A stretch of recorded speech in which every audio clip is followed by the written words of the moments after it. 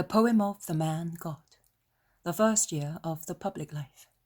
Chapter 76. Jesus at Juttah with the shepherd Isaac. 12th of January, 1945. A fresh valley, resounding with the water of a silvery little torrent, flowing foamy southwards among the rocks.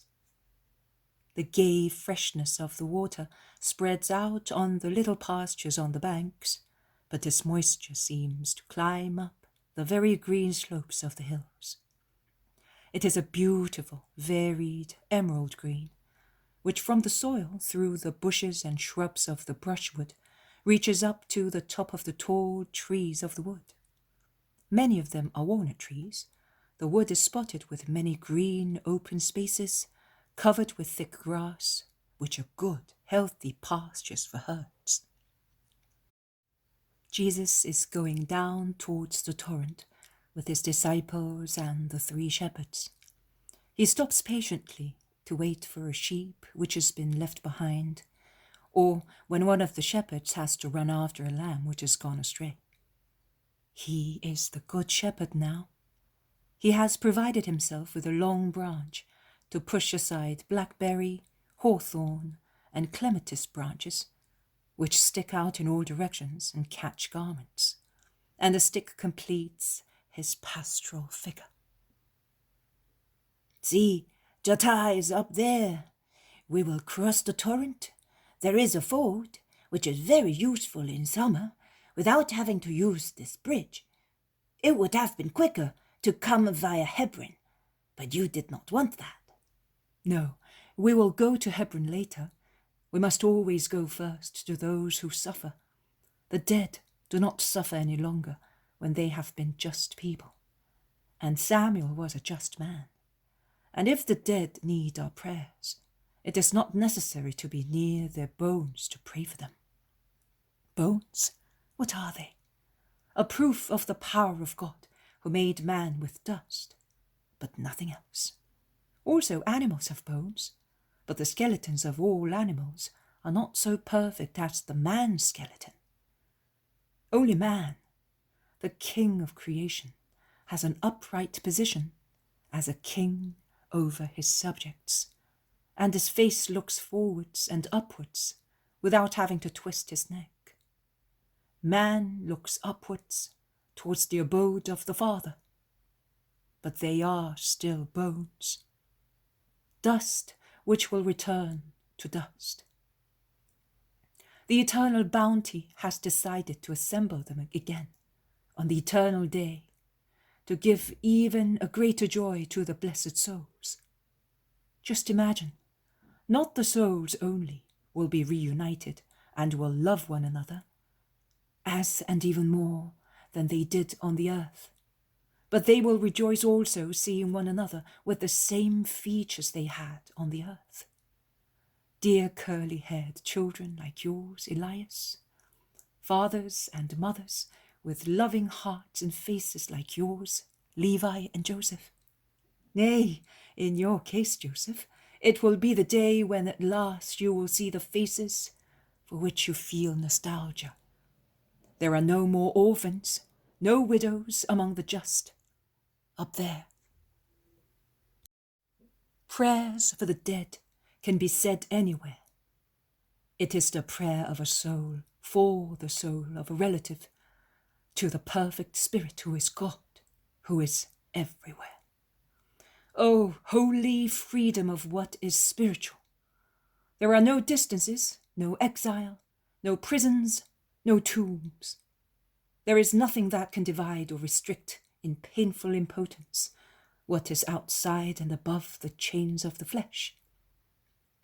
You will go with your better part towards your beloved ones, and they will come to you with their better part. And the whole effusion of loving souls will rotate around the eternal fulcrum, around God, the most perfect Spirit, the creator of everything that was, is, and will be. Love that loves you and teaches you how to love. But here we are at the ford. I can see a row of stones emerging from the shallow water. Yes, master, It is that one there. At the time of flood, it is a roaring waterfall. Now there are 7 streamlets flowing placidly between the 6 large stones of the ford. In fact, 6 large stones, cut quite squarely, are laid across the torrent at about a foot from each other, and the water, which before them is like a large sparkling ribbon, is divided into 7 minor ones, rushing happily to join together again beyond the ford, forming one only fresh stream which flows babbling among the stones. The shepherds watch the sheep crossing. Some walk on the stones, some prefer crossing in the stream, only a foot deep, and they drink the pure gurgling water. Jesus crosses on the stones, followed by his disciples. They resume walking on the other bank. You told me that you want to inform Isaac that you are here, but you do not want to go into the village? Yes, that is what I want. Well, we had better part. I will go to him. Levi and Joseph will stay with the herd and with you. I'll go up here. It will be quicker. And Elias starts climbing up the mountainside towards the white houses which are so bright up there in the sunshine. I seem to be following him. He is now at the first houses. He goes along a tiny path between houses and kitchen gardens. He walks thus for about 10 meters. He then turns into a wider road and then enters the square. I forgot to mention that this is happening in the early morning hours. I am saying so now because the market is still on the square and housewives and vendors are shouting under the shady trees of the square. Elias goes resolutely to the point where the square ends and quite an attractive street starts, perhaps the nicest in the village. At the corner there is a little house, or rather a room with the door wide open. Almost on the threshold there is a little bed on which an emaciated sick man is lying, asking all passers-by for alms in a plaintive voice. Elias dashes in. Isaac, it's me. I was not expecting you. You were here last month. Isaac, do you know why I have come? No, I don't. You are excited. What's happening? I have seen Jesus of Nazareth. He's a man now, a rabbi. He came looking for me, and he wants to see us. Oh, Isaac, are you not well? Isaac, in fact, has fallen back as if he were dying, but he comes round. No, the news. Where is he? What is he like? Oh, if I could see him. He is down in the valley. He sent me to say to you exactly this. Come, Isaac, because I want to see you and bless you. I'll call someone now to help me, and I'll take you down. Is that what he said? Yes, it is. But what are you doing? I'm going. Isaac throws away the blankets. He moves his paralyzed legs. He throws them off the straw mattress. He puts his feet on the floor. He stands up, still somewhat hesitating and shaky. It all happens in an instant, under Elias's wide-open eyes, who at last understands and begins to shout. A little woman looks in curiously. He sees the sick man stand up and cover himself with one of the blankets, since he has nothing else, and run away, shouting like a madman. Let us go this way. It will be quicker, and we will not meet the crowd. Quick, Elias! They run through a little door of a kitchen garden in the back.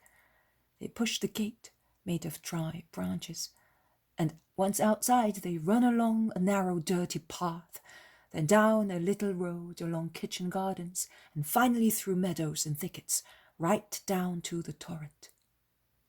"There is Jesus over there," says Elias, pointing at him. "The tall, handsome one with fair hair, with a white tunic and red mantle." Isaac runs. He cuts through the grazing sheep, and with a cry of triumph, joy, and adoration, he prostrates himself at Jesus' feet. "Stand up, Isaac. I have come to bring you peace and blessings. Stand up, that I may see your face." But Isaac cannot stand up. Too much excitement at the one time, and he remains prostrated with his face on the ground, crying happily. "You came at once. You did not worry whether you could. You told me to come, and I come." "He did not even close the door or pick up the arms, Master." "It does not matter. The angels will watch his house. Are you happy, Isaac?" "Oh, my Lord." "Call me Master." "Yes, my Lord, my Master. Even if you had not cured me, I would have been happy to see you. How could I find so much grace with you?" "Because of your faith and patience, Isaac. I know how much you suffered." Nothing. It does not matter. I have found you. You are alive. You are here. That's what matters. All the rest is over. But my Lord and my Master, you're not going away anymore. Is that right?" "Isaac, I have the whole of Israel to evangelize. I am going, but if I cannot stay, you can always serve and follow me. Do you want to be my disciple, Isaac?" "Oh, but I am not capable." "Can you avow who I am? Avow it against jeers and threats, and tell people that I called you and you came?" "Even if you did not want, I avow all that. I would disobey you in that, Master. Forgive me for saying so." Jesus smiles. "You can see, then, that you are capable of becoming a disciple." "Oh, if that's all one has to do. I thought it was more difficult, that we had to go to school with the rabbis, to learn how to serve you, the rabbi of rabbis, and to go to school at my age." The man, in fact, must be at least 50 years old. "You have done your schooling already, Isaac." "Me? No." "Yes, you have.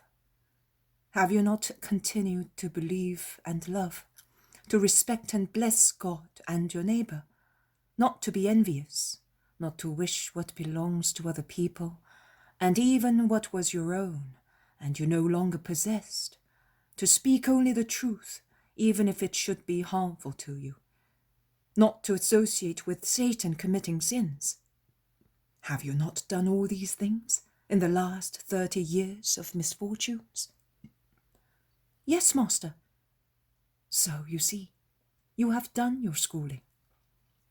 Go on doing so, and reveal, in addition, to the world, that I am in the world.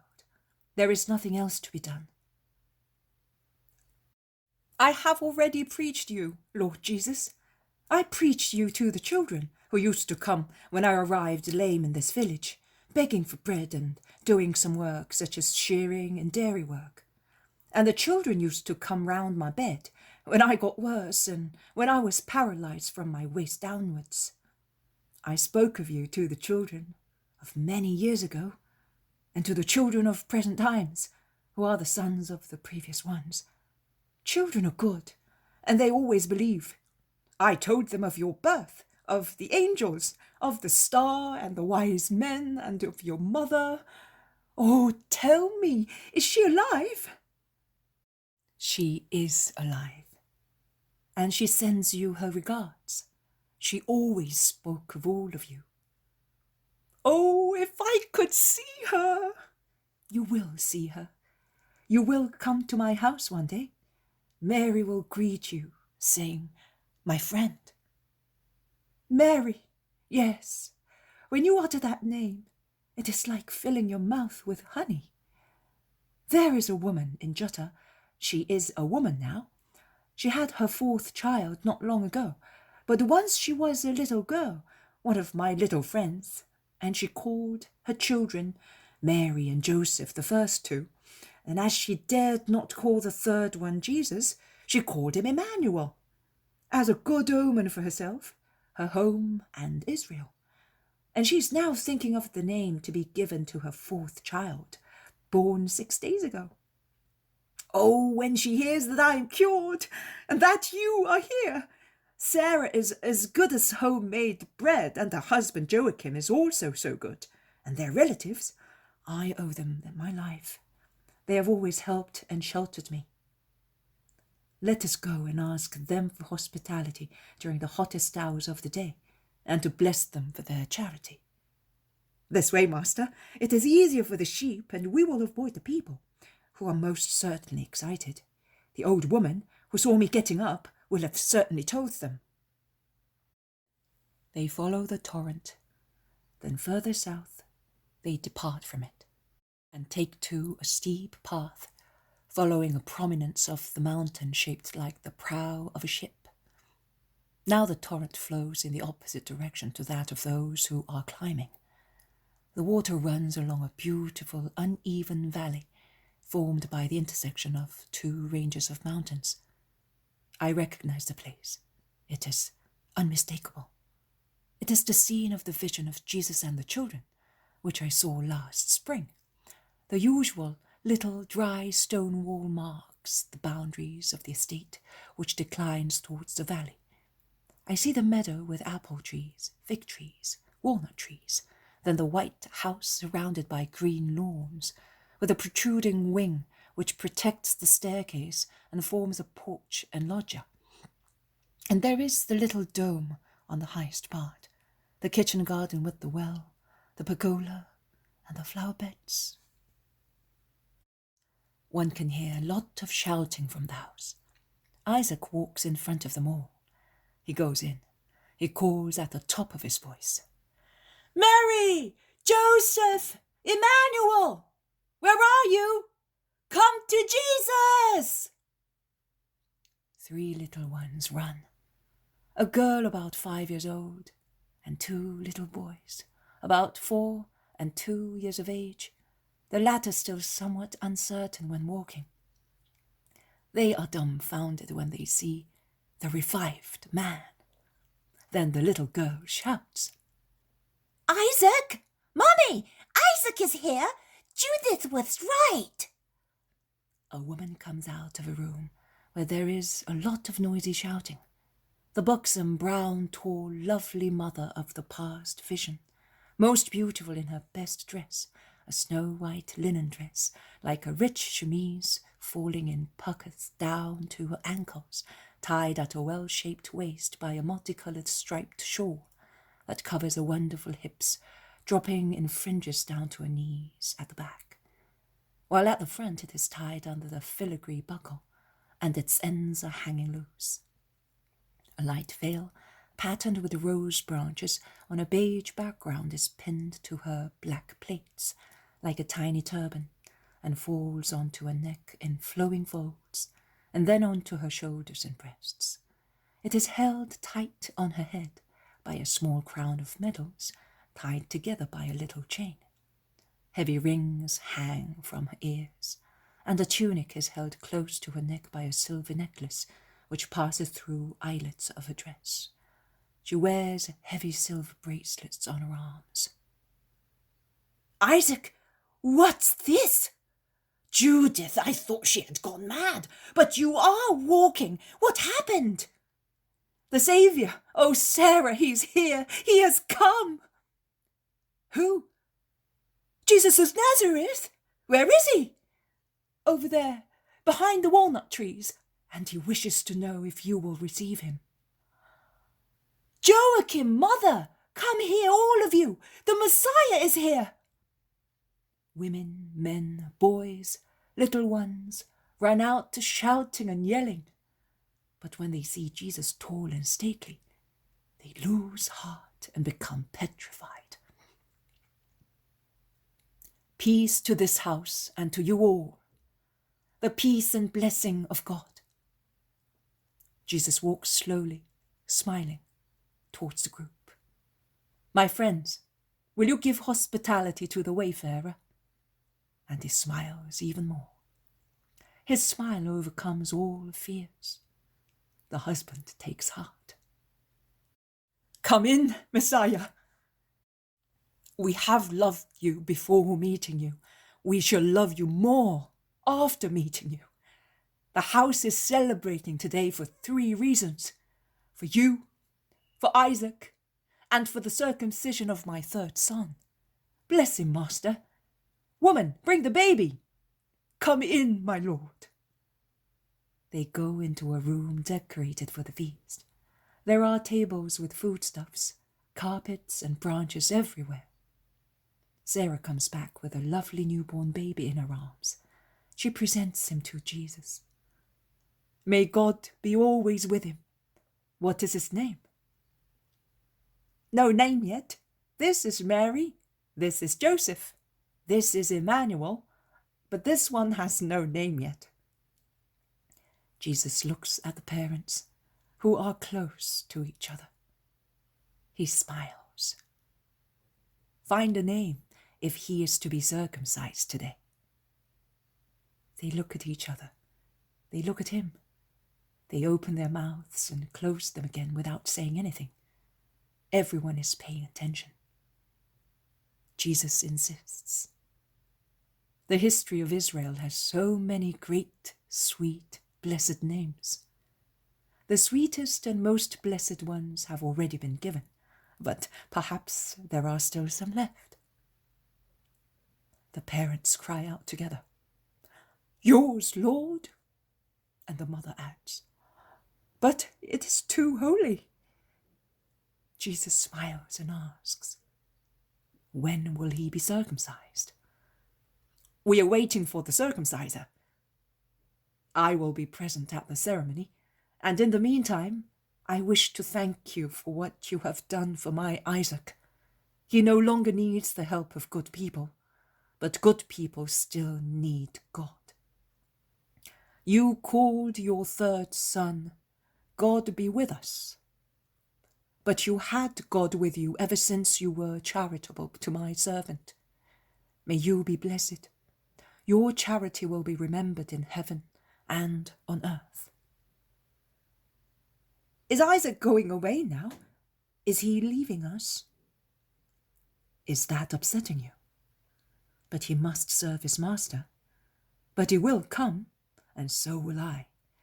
In the meantime, you will speak of the Messiah. There is so much to be said to convince the world. But here is the person you are expecting. A pompous personage comes in with a servant.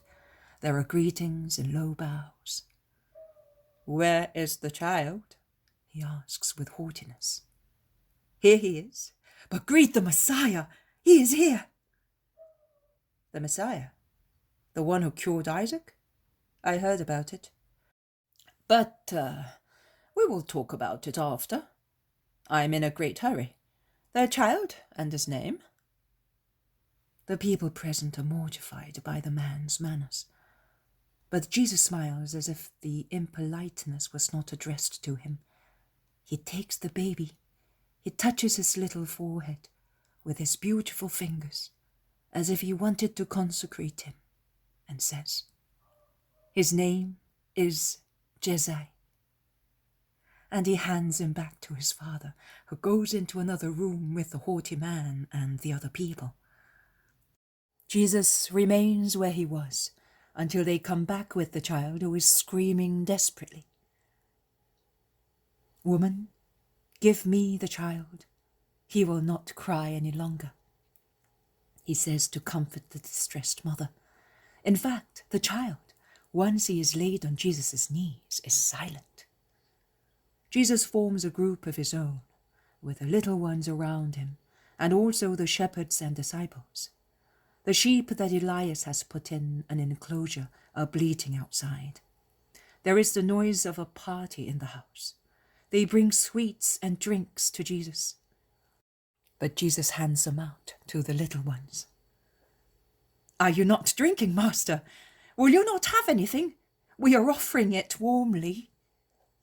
I know, Joachim, and I accept wholeheartedly.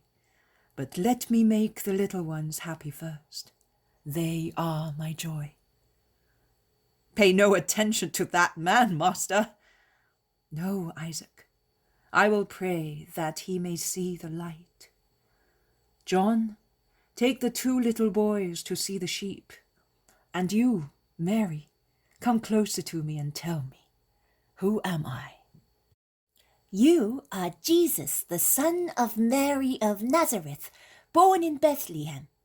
Isaac saw you, and he gave me the name of your mother, that I may be good. To imitate her, you must be as good as an angel of God, purer than a lily that blooms on top of a mountain, as pious as the holiest Levite. Will you be like that? Yes, Jesus, I will. Say Master or Lord, little girl. Let her call me with my name, Judas. Only when it is uttered by innocent lips, it doesn't lose the sound that it has on my mother's lips. Everybody, throughout future centuries, will mention that name. Some because of an interest or other, some to curse it. Only innocent people, without any interest and any hatred, will pronounce it with the same love as this little girl and my mother. Also sinners will invoke me because they need mercy. But my mother and the little ones. Why do you call me Jesus? He asks, caressing the little girl. Because I love you, as I love my father, mother, and my little brothers, she says, embracing Jesus' knees and smiling with her head turned upwards. And Jesus bends down and kisses her, and it all ends thus.